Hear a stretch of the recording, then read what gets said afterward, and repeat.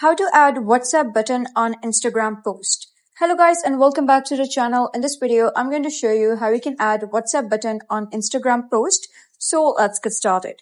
First of all, you gotta head over, open your Instagram application and then click on your profile at the bottom right. And the first thing that you need to do is make sure that your account is set to public account and a professional account.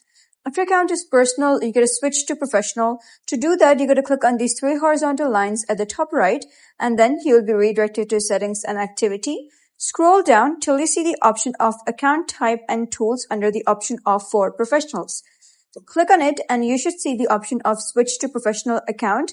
Click on it, click on next, and then you're gonna select which type of professional account you want.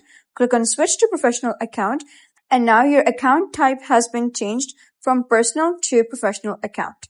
So now what you gotta do is click on edit profile over here and scroll down and you should see the option of contact options. And then you should see the option of WhatsApp business phone number. Click on it, type down your business phone number, and then simply type down the code that you receive on your WhatsApp business.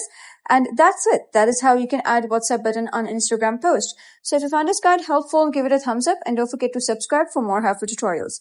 I'll see you in the next video.